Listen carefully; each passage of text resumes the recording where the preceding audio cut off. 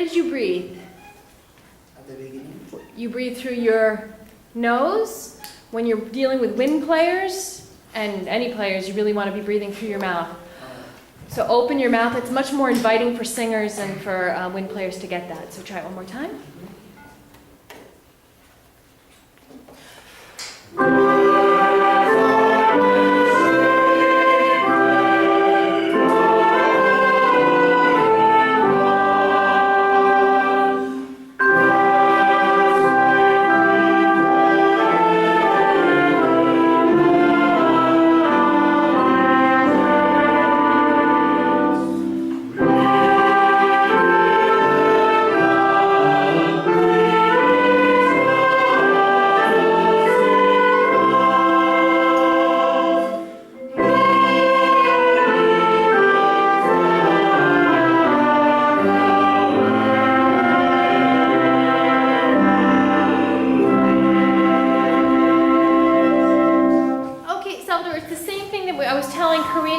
Sustaining gestures, that was the point of this exercise, where that I wanted you adding in those sustaining gestures. So, do you understand what I mean by the sustaining gestures? Where should you put those sustaining gestures? At the whole notes on measure 5, 8, and 12. And then at the retardado. And I also suggested that you try them on the half notes.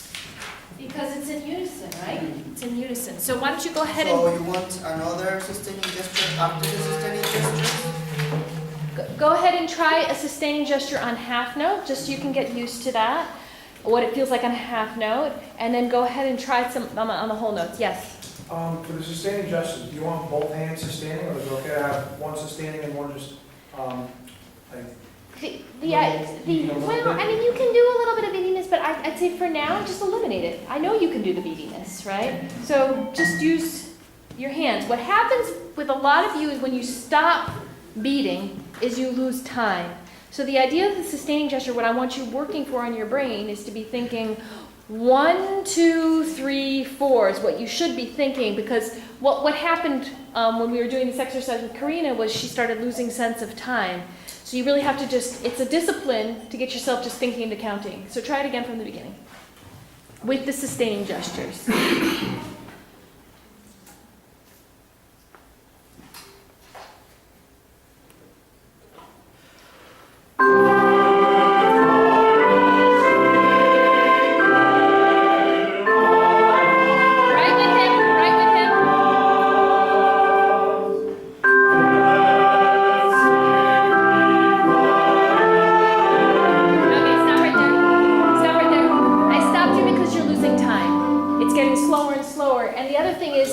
Because the sustaining gesture is kind of pulling it back.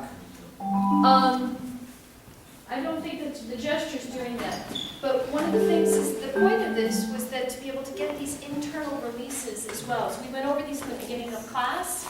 So when you have a sustaining gesture, like here, you want to do a little hold, 2, 3, 4, off, and then come through there. 1, 2, 3, 4, and then make sure you cut off on 4, and then you're back in on 1. Okay? All right. One more time. Last time.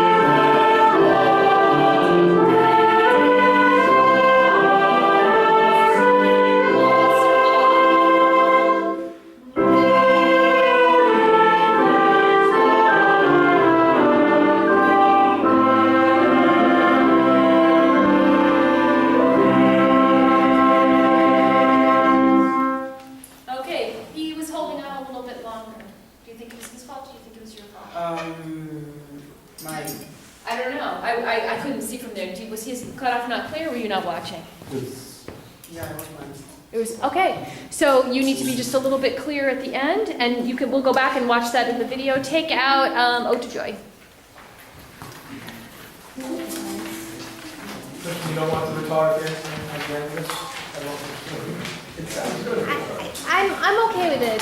If it's like he had it written into his part, so I was okay with it with Salvador doing it. But when Karina did it and she didn't have any indication of that in her part, then it makes me think she was imperfect.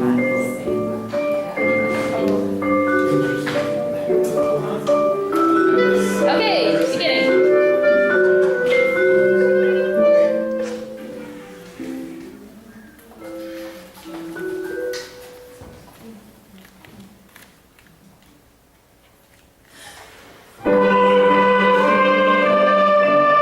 Okay, stop right there. So, that to me looked like a one pattern you were doing. Yeah. Remember we talked about this in the class, how should we do it? In a two pattern, so let's just look at your pattern.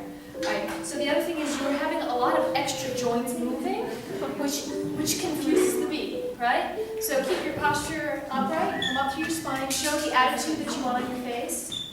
Release your jaw's tight. Down, up, down, up, down, up, down. Is it ready? 2, 3.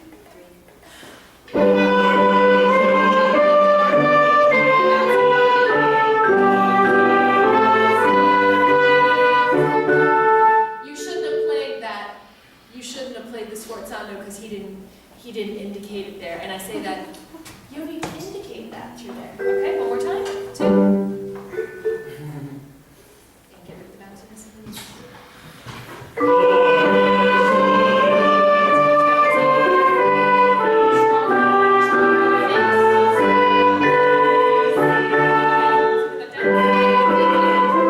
We talked about this last week. How did we say a good way to approach the sforzando might be? What's that? So this was Mike. This is one of those areas where yes, bring your right hand back. This takes the front plane, higher plane. This arm comes back. Not here, not here. Bring it in, because if you're out of your box, out of your conducting box, what does this look like? Out of control, right? So start. 2, 3, 4, 1, 2, 3, 4, 1, and 3, right? Okay, try that. Last time. And we're going to speed it up just a little bit.